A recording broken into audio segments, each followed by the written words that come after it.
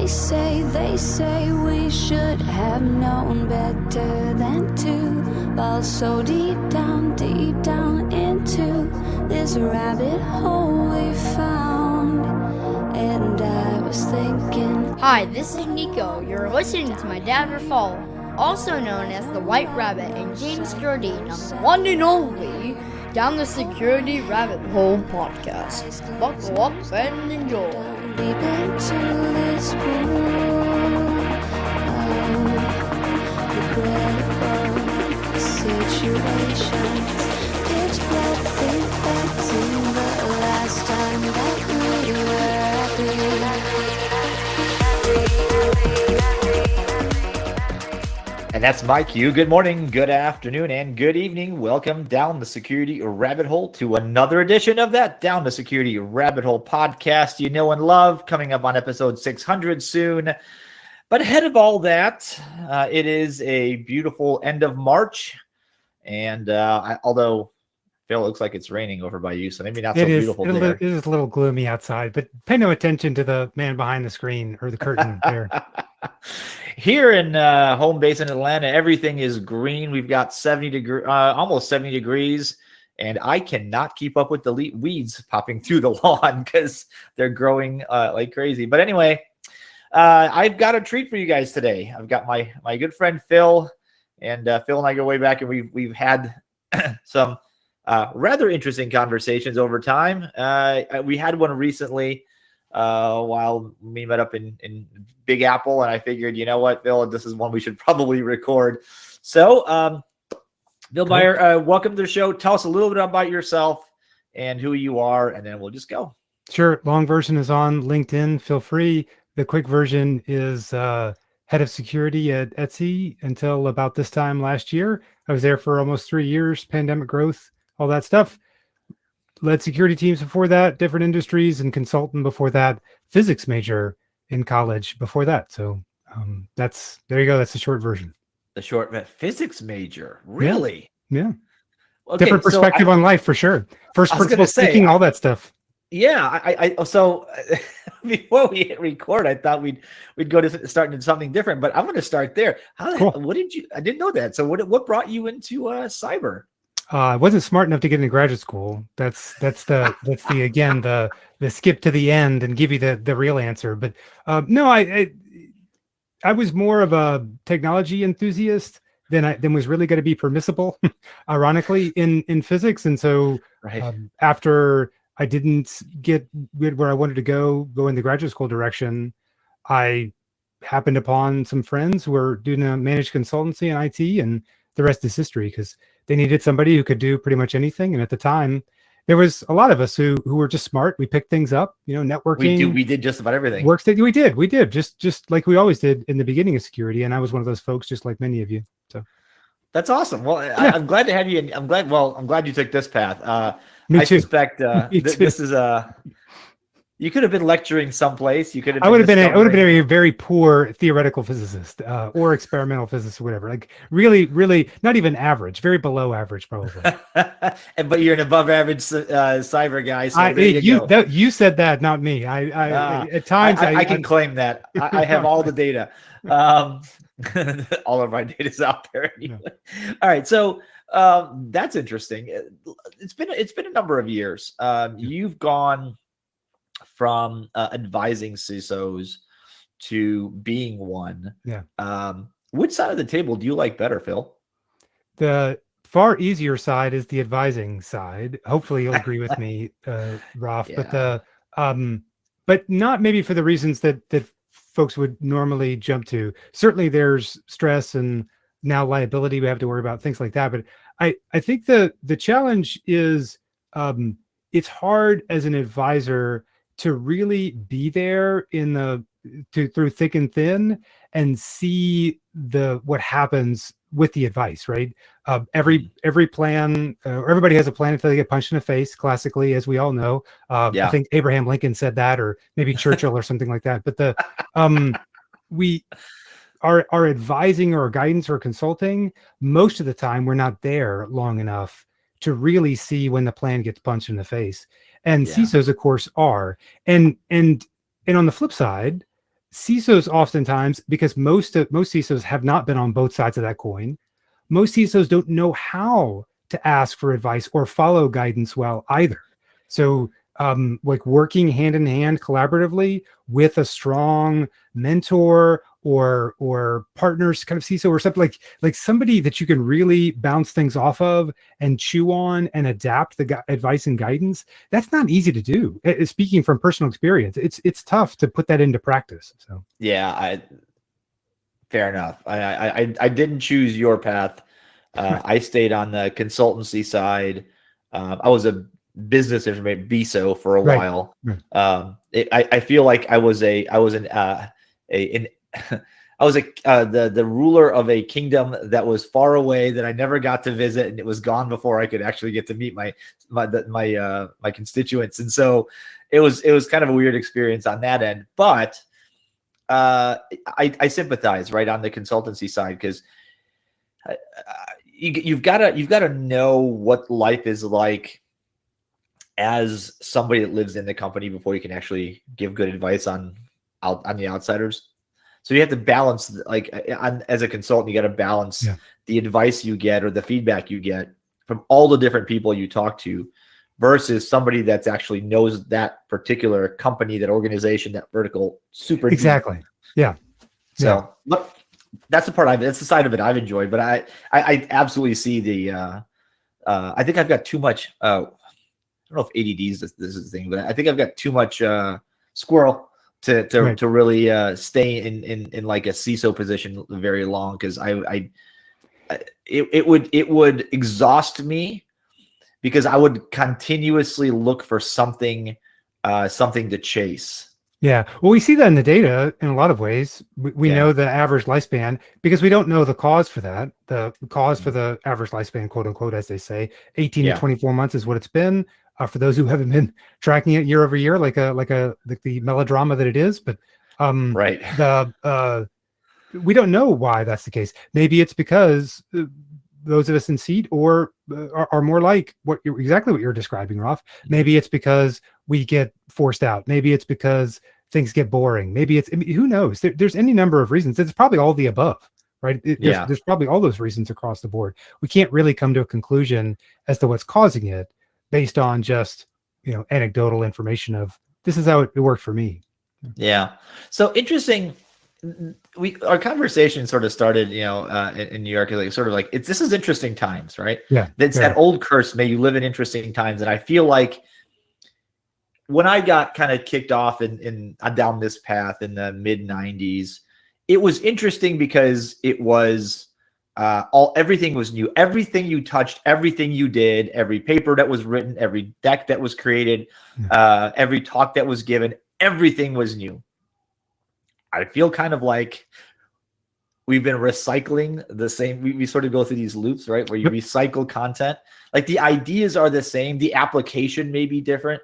Like, network security. Okay, network security for the cloud. Network security for on-prem. Whatever the next. Same with endpoint. Same with software security. You're right. All of these things get cycled through these different tech revolutions. Yeah. When we sat down, and just to rehash a bit of that, we talked about kind of the internet, quote unquote, right as a tech revolution, or cloud as a tech revolution, mobile as a tech revolution, now AI as a tech or Gen AI specifically as a tech revolution. I mean, each of these things I was thinking more about it since then, and we see a number of things coming here. In each of these things, we advance.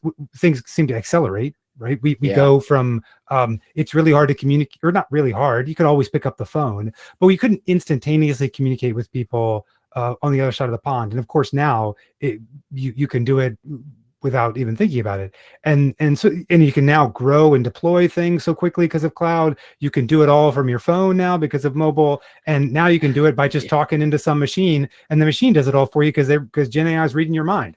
Or at least I'm sure it's gotten that good this just in the last week we haven't talked or something. So listen, so yes, all those revolutions, some of them generational, some of them incremental, right? So evolution versus revolution. Yep.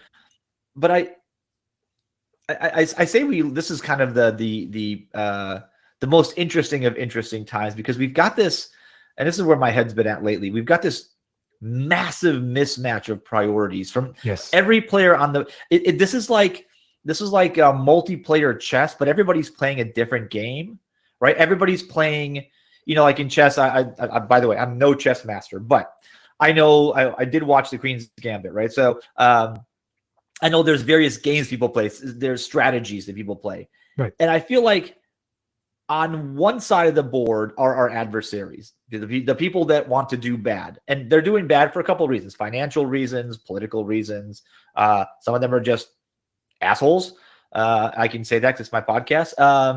And some of them are just awful people, right? Like, going out and attacking and stealing data on cancer patients and publishing. Like, what kind of an awful human are you? And that you have absolutely nothing that stops you from doing that. Anyway, but on our side of the chessboard, we have the people that make the chess pieces.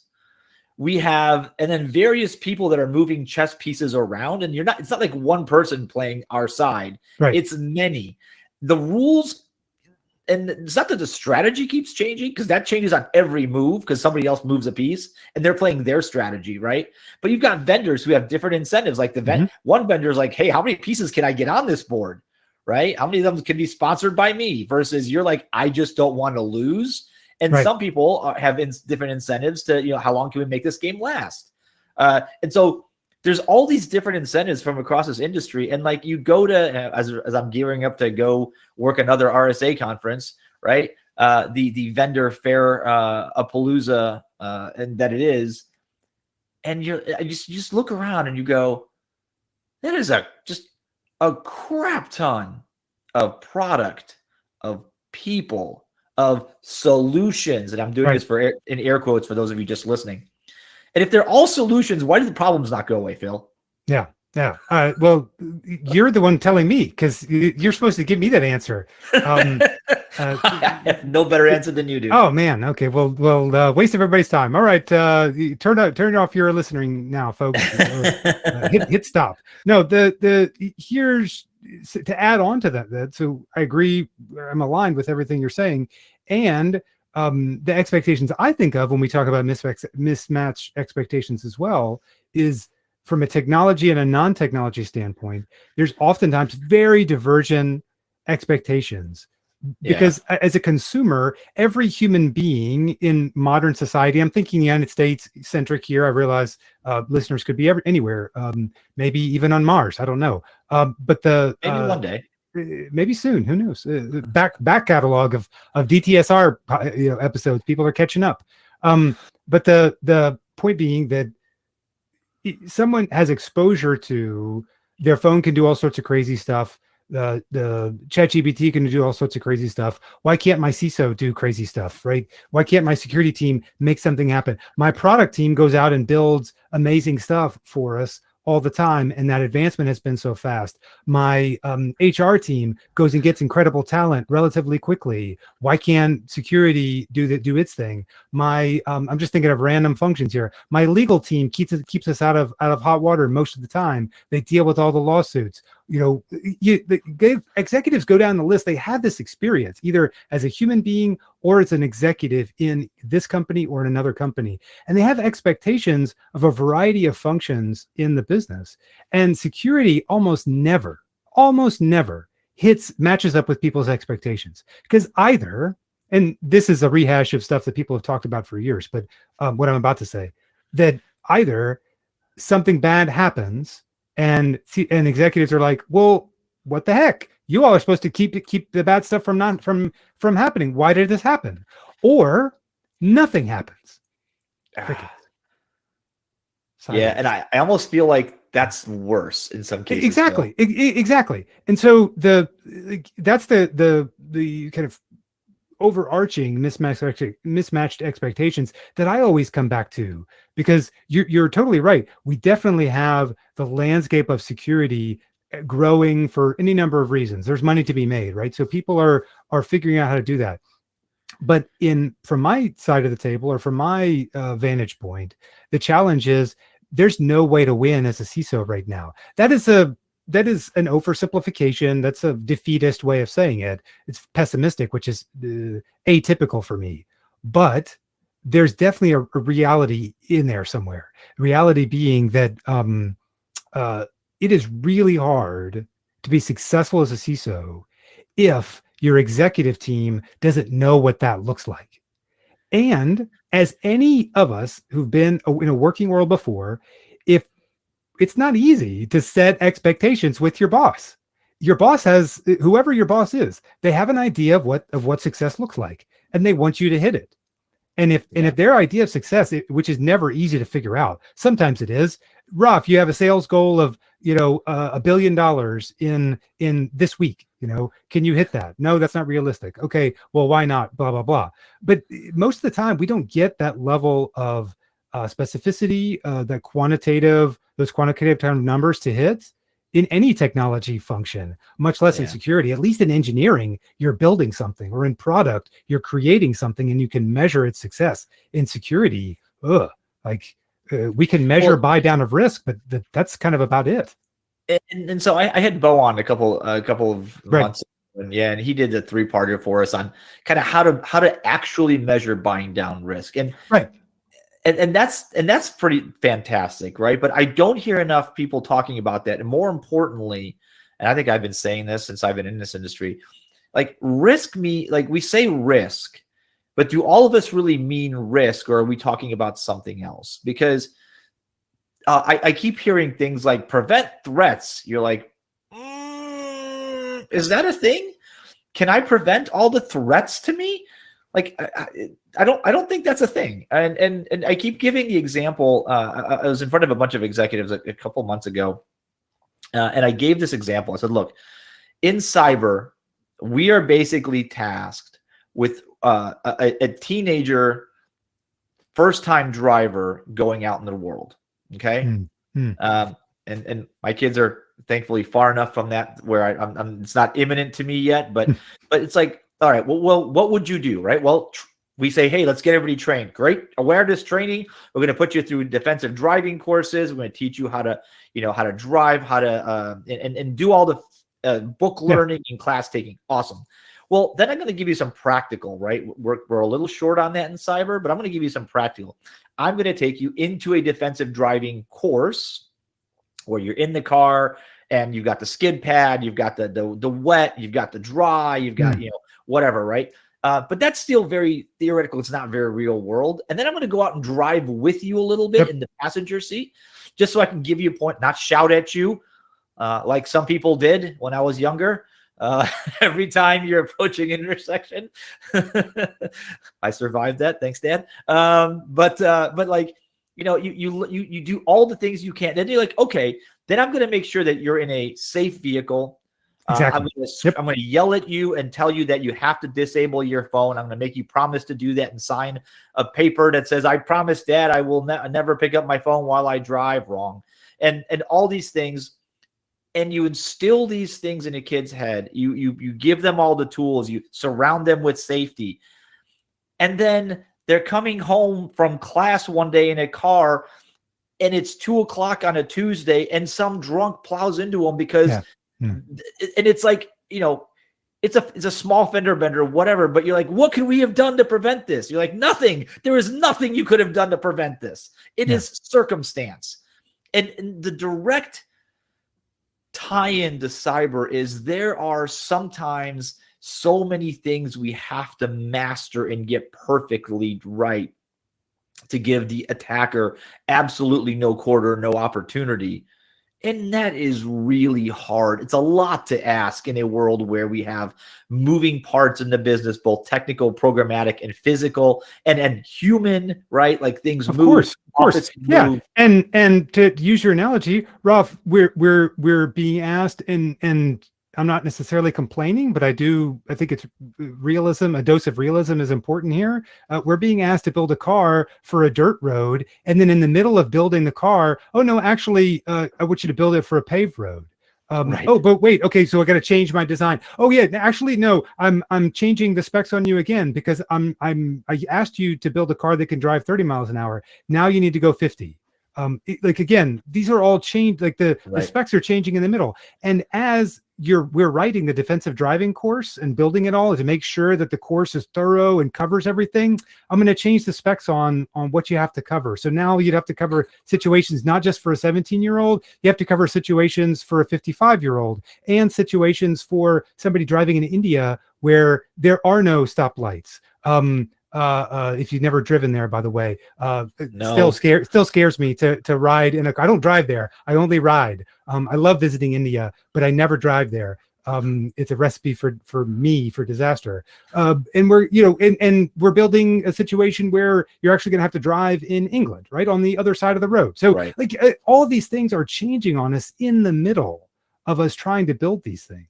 So it's a great analogy because it's so far away from what's the reality of most cybersecurity or information security kind of teams these days. We're being asked to do things that are very difficult, and we're being asked to do them quicker and faster and even more thoroughly than were ever planned before.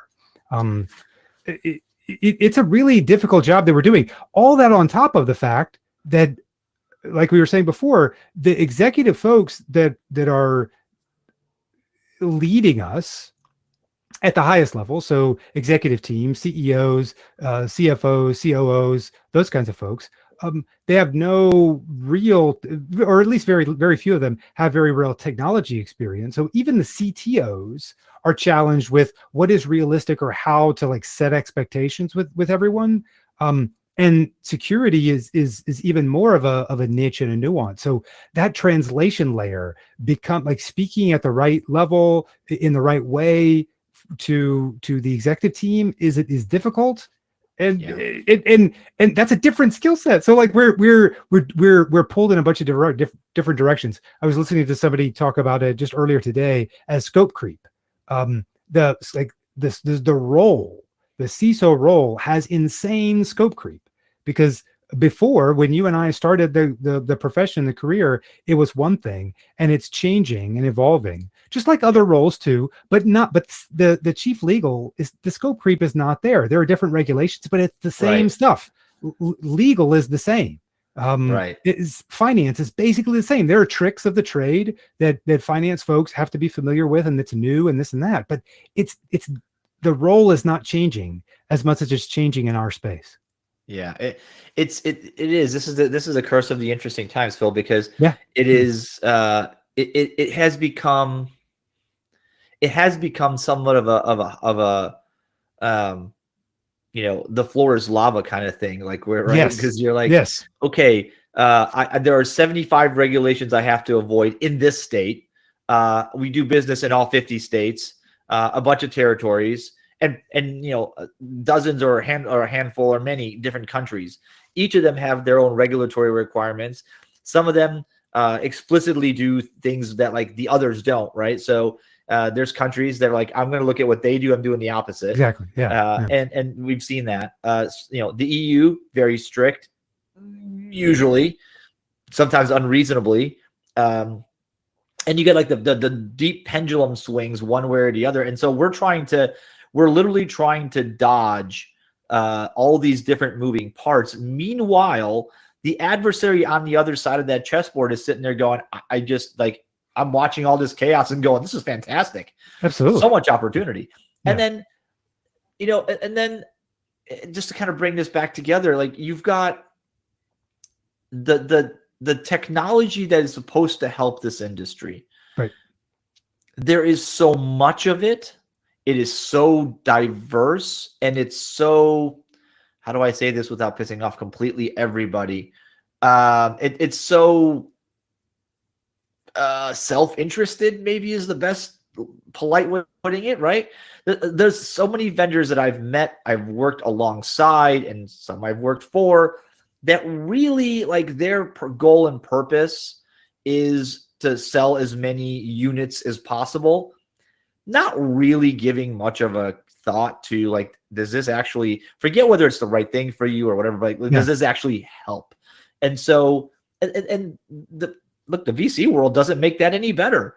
We incentivize, let's fund 10 things that, I mean, they all look kind of the same. One of them is bound to be a success, and we'll get our money back. And the other 10, well, whatever. So how do you possibly, as the buyer of that, look at it and go, this stuff all looks the same, right?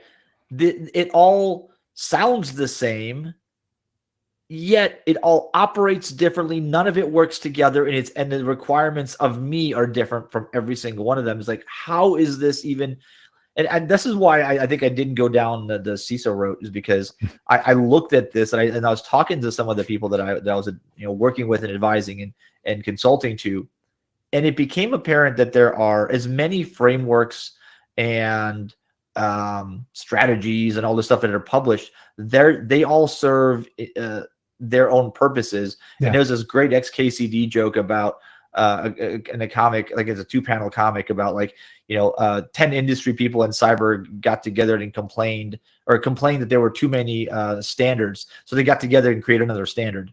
Yep. Right. Yeah. And so now there's one more standard. Now there's one more standard. Yeah. And now a new guy comes in, nobody agrees on that. Right. So that's one of my favorites. I have a little shortcut to inject that URL because it comes up in conversation so frequently. So you're right. This is a great example or area again of mismatched expectations, because most of the time on the CISO side of it, which I definitely could speak to, is that you're right. I just want to get the job done. Right. I have some requirements. I have some things I need to do. Why are there 50 things that do most of what I want, but nothing that does exactly what I want, and nothing that's really built flexibly so that I can plug in little pieces like Unix commands on a prompt and pipe them one to another. Right. And if I had any criticism, and this is blanket, if hopefully friends and acquaintances and professional colleagues are listening. If you're in the vendor community, this is aimed at all of us, like no one person. That is my major criticism of the last, 20, 25, 30 years of evolution of security products, is that there is crap for interoperability. Right. And I realize there are some exceptions to the rule, which is fantastic, but man, those exceptions are so few that I would be hard pressed to hold up one hand and name 5. That interoperability problem is what you're describing. It's just a different, that's my take on the problem you're describing. My take is if there was an interoperability standard or more interoperability standards, not just file standards or exchange style standards, but file exchange, information transfer, information exchange standards, but right. Real interoperability and connectability, that would address the problem for the implementers, for the purchasers of us. And I'm a realist as well, like I've said already, or a capitalist or something. I realize that's not necessarily something that sells. So, and until it is, and until it does, that won't be a priority for any vendor. Well, I said this. I said something that's going to make sense here in a second. We were walking through RSA conference. I think the first year they opened the vendor area underneath the street there, in between. Yeah. And one of the things I said was, there are entirely too many vendors here. Like, this is just too much. And he looked at me and goes, well, how many do you think is enough? And I was like, I don't know, but this is too many. I'm like, why? How many do you think? He goes, I think as many as people will tolerate, because I think people will tolerate this. So that's why there are this many. Sure. It's like, okay, that's, if people stop coming, the thing would pare itself down, right?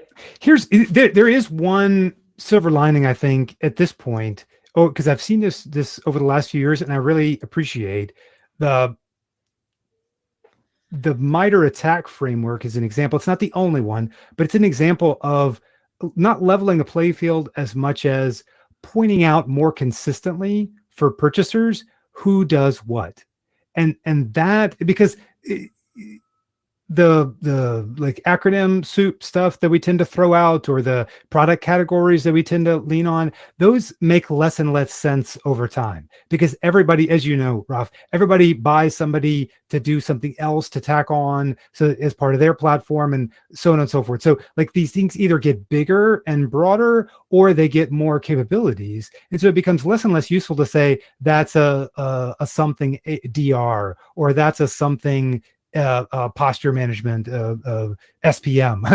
Now we're going to have a whole bunch of, we already have too many SPMs, star SPM or whatever. But the point being that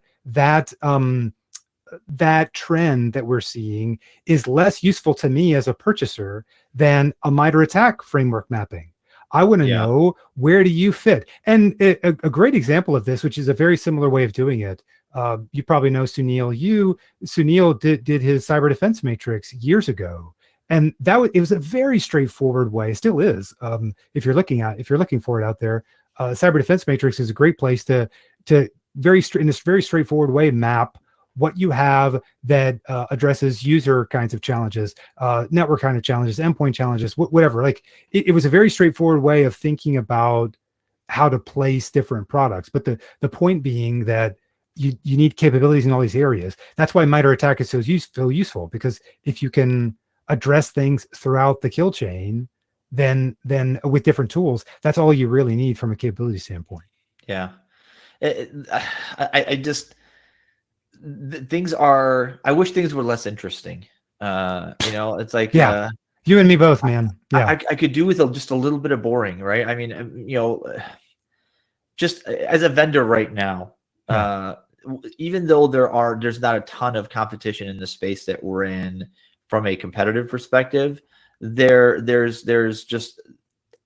a lot of noise, and we have, just like every other industry, right? In cyber, you have the problem of the loudest hand raiser, right? That may not be the biggest one, but the Chihuahua sounds the loudest in that room, and you're like, well, okay, but now I got to go answer questions on how does the Saint Bernard compete with the Chihuahua, because the Saint Bernard's not a very loud dog. You're like, yeah, but that's a different use case. Like the Chihuahua is not going to go rescue people in a landslide. But if you need a spokesperson for a fast food chain, like the Chihuahua was a great choice. Exactly, that's a good point. Good call. Good call. Yeah. So I guess this is just a very interesting time for us, because I think a lot of us that have been in the industry a long time, we're having a difficult time. I don't know if I can speak for everybody. I can speak for myself. We're having a difficult time with the volume and the veracity of the noise level right now. Whether it's about the attackers, whether it's about how many breaches there have been, whether it's about from the vendors, whether it's about our what our job could be, who I should report to, and how much money I should make, and all this stuff. There's just this constant screaming from every direction.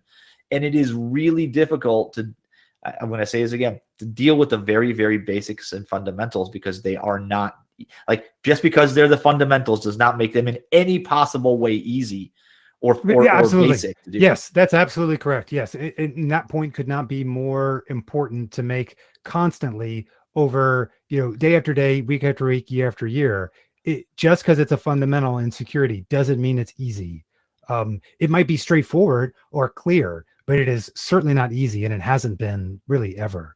The way that I've been thinking about it, which may resonate as well, based on what you're thinking, is that we're very much in an inflection point as an industry, a cybersecurity profession. That's a better way to say it, because industry usually means industry vertical. So as a cybersecurity profession, I think we're very much at an inflection point, and we've been here maybe for the last 18 months or so, and I'm not sure when we're going to kind of go beyond it, but there are more and more folks who are bowing out at the highest level, at the executive level, CISO level, whatever you want to call that level. I do realize for folks who haven't talked, who I haven't talked with, or who don't know me, Raf does, but there are a whole bunch of different kinds of CISOs and a whole bunch of levels of CISOs. So I don't mean to put us in a particular kind of box or even a particular kind of archetype. But the reality is there's so many of those nuances. It's hard to even talk about it right now. I couldn't even name it all for you, like what different kinds of CISOs there are, what levels they're at. So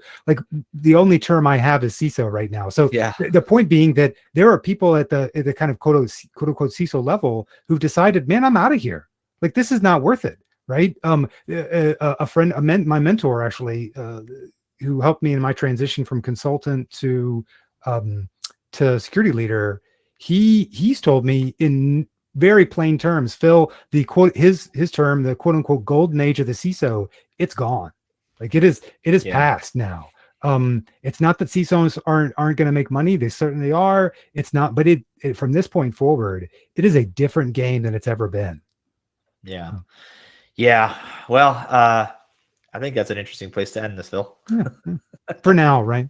for now, I think this is a philosophical. I think the inflection point is a good one, because there definitely feels like this time around the merry-go-round something is different. Yeah. Maybe it's just we're getting old and we're just getting cranky, and I just want people off my lawn. Speak for yourself, dude. I'm not that old. Well, I am. I'm tired. Look, a lot of us have been just on this treadmill at full blast for our entire career, and at some point, you just go, I just want to go at half speed for a minute. But there's no such option. There is no such option. That's why we see a lot of people leave. I think they get burned out. Yeah. They get tired of being, the person everybody goes, it's got to be your fault. All right. Whether you're on calls every Tuesday, every day at 2 a.m, or every Tuesday for 9 hours, or like my calendar sometimes 8.5 to 9.5 hours of calls back to back to back to back to back. And you're like, when does this end? Like, when do I actually do work? Yeah. So anyway, hey, thank you for joining me on this bright and sunny topic. I feel like Eeyore, you're gonna have to have me on again, and we have to talk about an optimistic take on security, because today it has not been that. I don't think I'm an optimist. I mean, I by default I try to be an optimist. Today I wasn't necessarily. I'm not such a pessimist. I feel like I'm a realist. Like you just see things for what they are after a while, and you're just like, it just is. So anyway, I welcome people's feedback. If you've got thoughts and feelings you want to share, get out. You're welcome to. Phil, I'm going to have you back, and we'll do this again. Maybe when it's sunshiny on both our sides, in some slightly different circumstances, and maybe things will be better. I don't know. Sounds good, man. It's been a pleasure, Ruff. All right. Well, thanks for listening, you guys. This has been another episode of Down the Security Rabbit Hole podcast. If a friend gave you a pointer to this episode, there's a back catalog that you might enjoy.